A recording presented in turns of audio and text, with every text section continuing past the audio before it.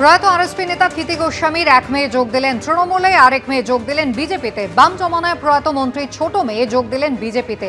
ক্ষিতি গোস্বামীর বড় মেয়ে বসুন্ধরা তৃণমূলের কাউন্সিলর, বিজেপিতে যোগ দিলেন ক্ষিতি গোস্বামীর ছোট মেয়ে কস্তুরী।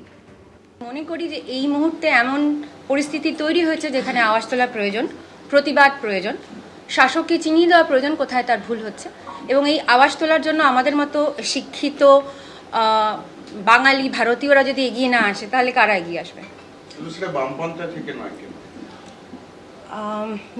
নয় কেন এই দলের হয়ে এখন আছে, আমি তো এখন এই দলের হয়ে বলতে পারি।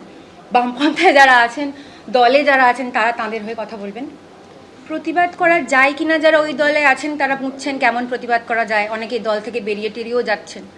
পশ্চিমবঙ্গে যে একটা anti health, anti education, anti চাকরির ক্ষেত্র তৈরি হয়েছে, অ্যান্টাই লগ্নিকারীর একটা পরিস্থিতি তৈরি হয়েছে, তার বিরুদ্ধে এই দল সরব, তার বিরুদ্ধে এই দল ক্রমাগত পরিশ্রম করে যাচ্ছে। আমি তার সঙ্গে নিজেকে একাত্ম করতে চাই। এরকম উদাহরণ অনেক আছে আমার সাথে, সেরকম আমার কোনো ধারণা নেই কেন বা কি ওনার নিজের ব্যক্তিগত ইচ্ছে। রাজনৈতিক বিশ্বাস তো উত্তরাধিকার নয়, সবসময় সেই উত্তরাধিকারটা রাখা যায় না। সমসাময়িকতা বলে কিছু ব্যাপার থাকে, সেটা আমার ক্ষেত্রে খুব সত্যি হয়েছিল। আমার সাথে সেরকম কথাই নেই। আমি জানবই বা কী করে, বলবই, বোঝাবই বা কী করে, বুঝবই বা কী করে, আমি ঠিক জানি না।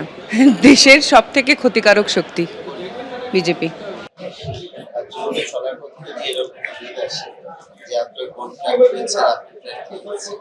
হতেই পারে, ভালো হবে, তাতে রাজনৈতিক অবস্থানটা অনেক বেশি করে পরিষ্কার করতে পারবো। আমি কতখানি বিজেপি বিরোধী, কতখানি ধর্মনিরপেক্ষ একটি দেশ চাই।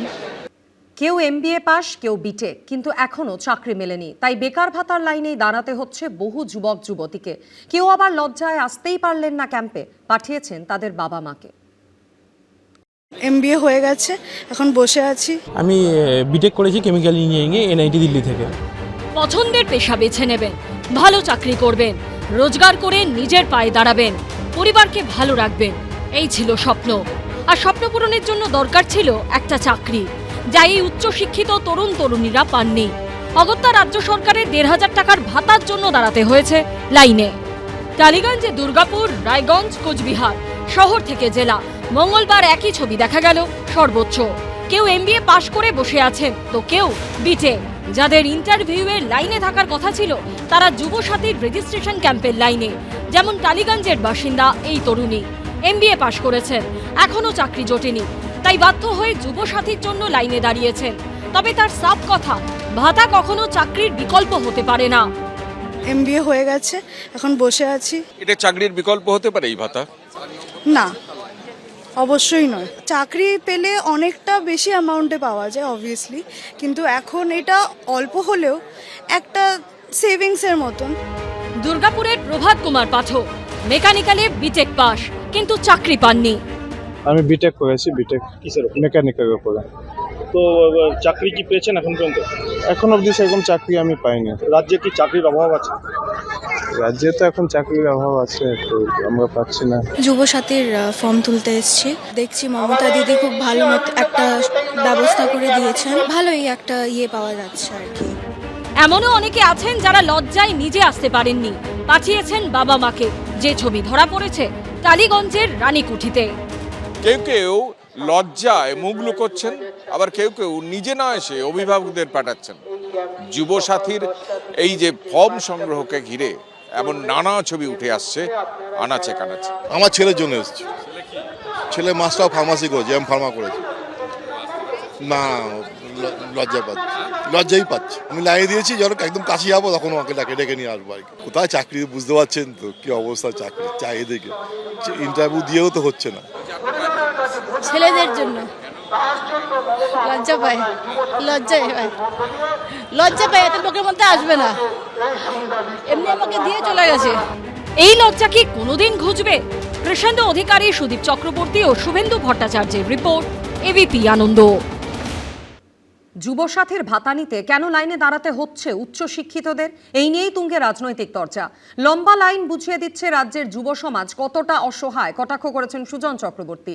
মানুষ ভোটে এর জবাব দেবে বলে মন্তব্য করেছেন শুভেন্দু অধিকারী। বিজেপি সিপিএম এর ক্ষমতা থাকলে বলুক, তাদের সমর্থকরা ভাতা নেবে না, পাল্টা চ্যালেঞ্জ করেছেন কুণাল ঘোষ। মাস্টার্স করেছি সোশ্যোলজিতে। খারাপ তো লাগবে, কিছু করার নেই, এতদূর পড়াশোনা করে। যাই হোক, তাও দাঁড়াচ্ছি। চাকরির স্বপ্নটা এখনো স্বপ্নই রয়ে গেছে। নিজের পায়ে দাঁড়ানোর লক্ষ্যটা আজও পূরণ হয়নি। এখন দাঁড়াতে হয়েছে রাজ্য সরকারের বেকার ভাতা প্রকল্প যুবসাথীর জন্য লাইনে। যেমন রায়গঞ্জের বাসিন্দা অনিন্দ চক্রবর্তী, এনআইটি দিল্লি থেকে কেমিক্যাল ইঞ্জিনিয়ারিং এ বিটেক পাস, WBCS দিয়েছেন 2 বার, কিন্তু এখনো পর্যন্ত চাকরি না জোটায় তাকেও দেখা গেল বেকারদের লাইনে। একদিক থেকে প্যাথেটিক, ওয়েস্ট বেঙ্গল গভর্নমেন্টে সেরকম কোনো চাকরি হচ্ছে না। আমি WBCS দিয়েছিলাম 2 বার, কিন্তু এখনও 2023-এর রেজাল্ট জাস্ট বেরিয়েছে, 24-এর রেজাল্ট এখনও হয়নি। ওয়েস্ট বেঙ্গল গভর্নমেন্টের যে ফেয়ারভাবে চাকরি হচ্ছে সেটা একেবারেই নয়, কোনো দিক থেকেই হচ্ছে না। ইংরেজ বাজারের বাসিন্দা নিকিতা সরকার মালদার গৌড়বঙ্গ বিশ্ববিদ্যালয় থেকে ভূগোলে MSc পাশ করেছেন, বর্তমানে BH করছেন, কিন্তু চাকরি জোটেনি। বাড়িতে বলছে যা অ্যাটলিস্ট রিচার্জ করার টাকাটা উঠে যাবে, কারণ কোনো তো এখন চাকরি তো হচ্ছে না। আর চাকরি মানে করার তো ইচ্ছা আছে, কিন্তু সেরকমভাবে তো নিয়োগ তো হচ্ছে না, যার ফলে বেকার হয়েই আছে। এই ছবিগুলোকে হাতিয়ার করে পশ্চিমবঙ্গের কর্মসংস্থান নিয়ে সরব হয়েছে বিরোধীরা। কে সমালোচনা করলেও কি তাতে কিছু আসা যায় না। বাংলার বেকারত্ব অত কম নেই, প্রায় 4.5% কমেছে। আগে নিজেদের যারা কেন্দ্রীয় সরকার চালাচ্ছে তাদেরটা ভাবতে বলুন, মমতা ব্যানার্জিকে নিয়ে ভাবতে হবে না। কিন্তু কেন 1,500 টাকার জন্য এদের লাইনে দাঁড়াতে হলো? এতে কি পশ্চিমবঙ্গে কর্মসংস্থানের অভাবটাই প্রকট হচ্ছে না? সেই প্রশ্ন তুলেছেন বিরোধীদের অনেকে। 6,688 শিল্প এখান থেকে তাড়িয়ে ছেড়ে। যেরকম প্রতিশ্রুতি দেওয়া হয়েছে পশ্চিমবঙ্গে বাণিজ্য সম্মেলনে, তাতে পশ্চিমবঙ্গে বিনিয়োগ হওয়ার কথা 18 লাখ কোটি টাকা। পশ্চিমবঙ্গে কয়েক হাজার কোটি টাকা বিনিয়োগ হয়নি, ফলে এখানে শিল্প বলে কিছু নেই। সেই অভাবের প্রতিফলন ঘটছে এই বেকার যুবকদের ভাতা দেওয়ার এই লাইনে। যত যুবদের কাজের কোনো ব্যবস্থা নেই। আগে তো ছিল কাজ এবং কাজের সাপেক্ষে বেকার ভাতা, বামফ্রন্ট তুলে দিয়ে এখন কোনো কাজ হবে না ভাই, কোনো কাজ জুটবে না ভাই, এই যা দিচ্ছে নিয়ে সন্তুষ্ট হয়ে বাড়ি চলে যাও, এই যে গোছের মনোভাব সরকারের, এটা খুব বিপজ্জনক। কিন্তু এই লম্বা লাইন বোঝাচ্ছে যে পশ্চিমবাংলার যুব সমাজের হাল কত অসহায়, কত ভয়ঙ্কর এবং ভয়াবহ। বিরোধীদের পাল্টা জবাব দিয়েছে তৃণমূল। যারা চাকরি পাওয়ার তারা চাকরি পাচ্ছেন, যারা চাকরি পাওয়ার অপেক্ষায় আছেন একটু সময় লাগে, তারা ভাতার নানা রকম তাদের খরচার সুবিধা করে দিচ্ছেন মাননীয় মুখ্যমন্ত্রী। বিজেপি আর সিপিএম এর যদি ক্ষমতা থাকে তাহলে তারা বলুক, আমাদের দলে কোনো সমর্থক, আমরা মমতা বন্দ্যোপাধ্যায় সরকারের ভাতা নিতে যাব না। বাংলা যুবসাথী প্রকল্পে ভাতা মিলবে সর্বাধিক 5 বছর, কিন্তু লাইনে দাঁড়ানো এই তরুণীদের ভবিষ্যৎ কি? মনোজ বন্দ্যোপাধ্যায়, রাজীব চৌধুরী ও সোমক লাহিড়ীর রিপোর্ট, এবিপি আনন্দ। এবিপি আনন্দ, এগিয়ে থাকে, এগিয়ে রাখে।